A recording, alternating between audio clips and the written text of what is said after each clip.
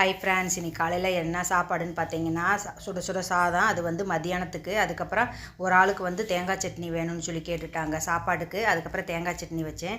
அதுக்கப்புறம் இது வந்து சோயா போட்டு குருமா வச்சுருக்கேன். பூரிக்கு சாப்பிட்டுக்குவாங்க, சாப்பாட்டுக்கு சாப்பிட்டுக்குவாங்க. உருளைக்கிழங்கு ரெண்டே ஒன்றா போட்டு பூரி வேறு மாவு பனைஞ்சு பூரி வேறு சுட்டிருக்கேன். பூரிக்கு தான் அந்த குருமா வச்சுருக்கேன். அப்புறமா சாதத்துக்கு பார்த்தீங்கன்னா பருப்பு, அதுக்கப்புறம் ரசம், சூடாக ரசம். அதுக்கப்புறம் இது வந்து லட்டுக்கும் ஜாக்கிக்கும் சாப்பாடு தனியாக வச்சுருக்கிறேன். ஒவ்வொருத்தரும் ஒவ்வொன்று கேட்குறாங்க. ஒருத்தர் சாப்பாட்டுக்கு வந்து தேங்காய் சட்னி வேணும்னு கேட்குறாங்க, ஒருத்தர் பருப்பு தான் வேணும்னு கேட்குறாங்க.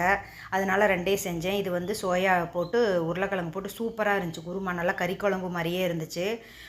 3 பூரி வச்சுருக்கேன். எனக்கு அதிகமாக பூரி சாப்பிட்டா எதுக்களிக்கும். அதனால் நான் வந்து நார்மலாக தான் எப்போவுமே சாப்பிடுவேன், நிறைய சாப்பிட மாட்டேன். அதுக்கப்புறம் பழைய சோறு வேறு வச்சுருக்கேன்.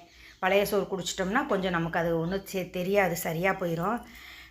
இந்த வீடியோ பிடிச்சிருந்தா லைக் பண்ணுங்கள், ஷேர் பண்ணுங்கள், கமெண்ட் பண்ணுங்கள்.